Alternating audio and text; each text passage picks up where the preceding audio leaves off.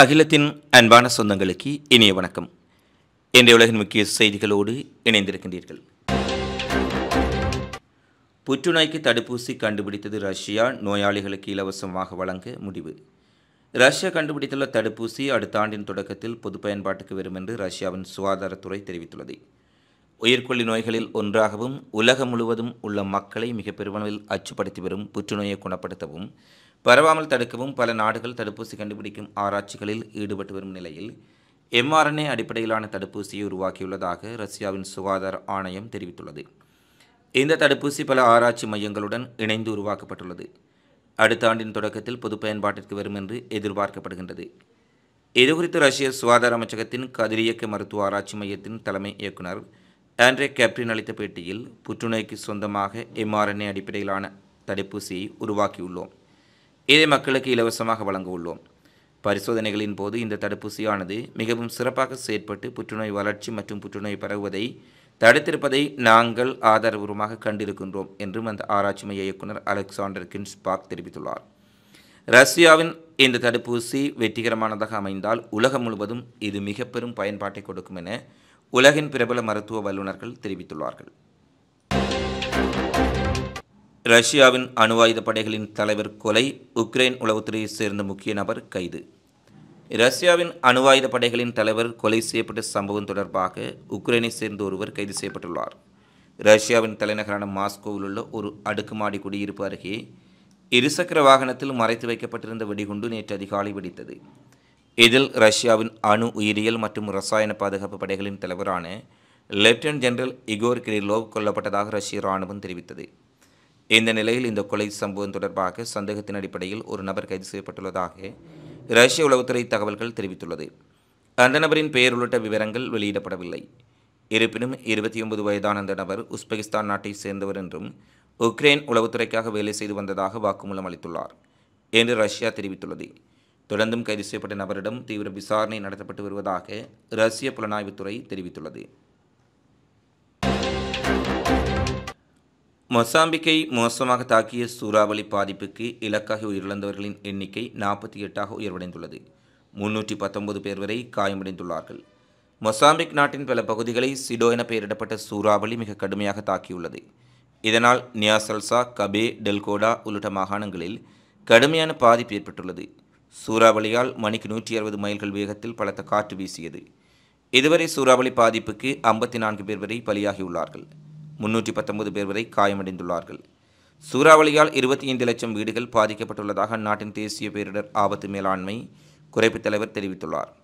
கடந்த ஞாயிற்றுக்கிழமை கபோ டெல்கோடா மாகாணத்தில் உள்ள மெகுவி மாவட்டத்தில் சூறாவளி கரையை கடந்தது. தொடர்ந்தும் திங்கட்கிழமையும் சூறாவளியின் தாக்கம் இருந்தது. கனமழை மற்றும் பலத்த காற்று வீசியதில் வீடுகள், கட்டடங்கள் சேதமடைந்துள்ளன. பெரும் மரங்கள் வேரோடு சாய்ந்திருக்கின்றன. மின் கம்பங்களும் சரிந்து வீழ்ந்திருப்பதால் பல இடங்களில் மின் தடை ஏற்பட்டுள்ளது. சூறாவளியால் இதுவரை 23,600 வீடுகள் மற்றும் 170 மீன்பிடி படகுகள் சேதமடைந்துள்ளது. சூறாவளி ஜிம்பாப்வே அருகே நேற்று மாலை வலுவிழக்கும் என கூறப்பட்டது. சூறாவளியால் ஜிம்பாப்வே நாடும் பாதிக்கப்படக்கூடும் என்பதால் அங்கும் பல முன்னெச்சரிக்கை நடவடிக்கைகளை அந்நாட்டு அரசு செய்திருப்பதாக குறிப்பிடப்பட்டுள்ளது. பசிபிக் பெருங்கடல் பகுதியில் உள்ள வானுவாடு தீவில் ஏற்பட்ட சக்தி வாய்ந்த நிலநடுக்கம் காரணமாக உயிரிழந்தோரின் எண்ணிக்கை 14ஆக அதிகரித்துள்ளது. அங்கிருந்து வரும் தகவல்கள் தொடர்ச்சியாக 6 பேர் நிலச்சரிவுகளாலும் 4 கட்டட இடிபாடுகளில் சிக்கியும் கொல்லப்பட்டதாகவும் மேலும் 10 பேர் வரை காயமடைந்திருப்பதாகவும் தெரிவிக்கப்பட்டுள்ளது. இதனிடையே இடிபாடுகளில் சிக்கி மேலும் பலர் உயிரிழந்திருக்கக்கூடும் என அஞ்சப்படுகின்றது. 200க்கும் மேற்பட்டவர்கள் காயமடைந்திருப்பதாக தெரிவிக்கப்பட்டுள்ளது. இந்நிலையில் வனுவாடு தீவில் மீட்புப் பணியில் ஈடுபட அண்டை நாடான ஆஸ்திரேலியாவிலிருந்து வீரர்கள் அனுப்பப்பட்டுள்ளார்கள். ஆஸ்திரேலியாவின் பேரிடர் கால உதவிக்குழுவில் DRD இருந்து முதல் கட்டமாக ஒரு மீட்புக் குழு நேற்றைய தினம் ஆஸ்திரேலியா விமானப்படை மூலம் வானுவாடு தீவுக்கு புறப்பட்டு சென்றுள்ளது. இந்த மீட்புக் குழுவில் தீயணைப்பு படை வீரர்கள், பொறியியலாளர்கள், மருத்துவர்களிடம் சுகாதார பணியாளர்களும் உதவி புரியும் மோப்ப நாய்களும் அனுப்பப்பட்டுள்ளதாக ஆஸ்திரேலியாவின் மீட்புப் படை பேரிடர் ஆணைய தலைவர் தெரிவித்துள்ளார். கனடாவின் டொரண்டோவில் வேலையற்றோரின் எண்ணிக்கை கடுமையாக அதிகரித்துள்ளதாக அந்நாட்டு ஊடகங்கள் செய்தி வெளியிட்டுள்ளது. கொரோனா பெருந்தொற்றுக்கு பின்னர் இவ்வாறு அதிகளவானோர் வேலைவாய்ப்பின்மையால் பாதிக்கப்பட்டுள்ளமை இதுவே முதல் தடவை எனவும் இது நாட்டின் பொருளாதார நெருக்கடியில் காட்டுவதாகவும் பலரும் சுட்டிக்காட்டியுள்ளார்கள். கடந்த நவம்பர் மாத புள்ளிவிவர தகவல்கள் அடிப்படையில் இந்த விடயம் குறிப்பிடப்பட்டுள்ளது. இந்நிலையில் டொரண்டோவில் சுமார் 3,80,000 பேர் தொழில் தேடிக் கொண்டிருப்பதாகவும் தெரிவிக்கப்பட்டுள்ளது. கெனேடிய புள்ளிவிவரியல் திணைக்களம் இது தொடர்பான பல தகவல்களை வெளியிட்டுள்ளது. இதன் அடிப்படையில் டொரண்டோவில் வேலையற்றோரின் எண்ணிக்கை 8.1% காணப்படுவதாக தெரிவிக்கப்பட்டுள்ளது. மேலும் கடந்த 2022ஆம் ஆண்டு ஜனவரி மாதத்தின் பின்னர் இவ்வாறு அதிக எண்ணிக்கையில் வேலையற்றோர் பதிவாகியுள்ளமை குறிப்பிடத்தக்கது. அதேபோல கனடாவில் பல்வேறுபட்ட பொருளாதார நெருக்கடி காரணமாக அங்கு பல கட்டணங்களின் எண்ணிக்கை அதிகரிக்கப்பட்டுள்ளதாகவும் மக்கள் தெரிவித்துள்ளார்கள்.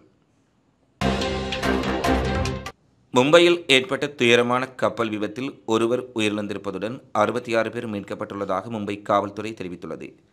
மும்பையிலிருந்து எலிபெண்டா தீவுக்கு 80 பயணிகளுடன் சென்ற படகு கடலில் கவிழ்ந்ததில் இந்த துயர சம்பவம் நடந்துள்ளது.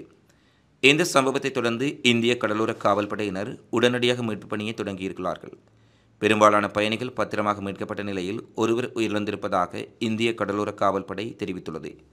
மொத்தம் இதுவரை 66 பேர் மீட்கப்பட்டுள்ளார்கள்.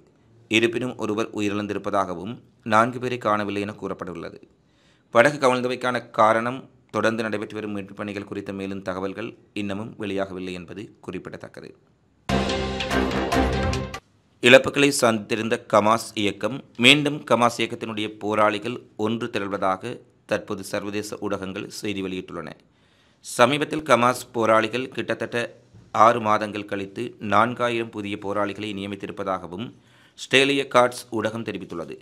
ஸ்ட்ரேலிய தற்காப்பு படைகளின் நடவடிக்கைகளிலிருந்து தப்பிய ஹமாஸ் தளபதிகளுடன் அவர்கள் பணிக்கு அமர்த்தப்பட்டு தீவிரமான பயிற்சிகளில் ஈடுபட்டு வருவதாகவும் அடுத்து வரும் வாரங்களில் அல்லது மாதங்களில் ஹமாஸ் அமைப்பினர் மீண்டும் ஸ்டேல் மீது தாக்குதல்களை நடத்த தயாராகி வருவதாகவும் இந்த அமைப்பு குற்றம் சாட்டியுள்ளது.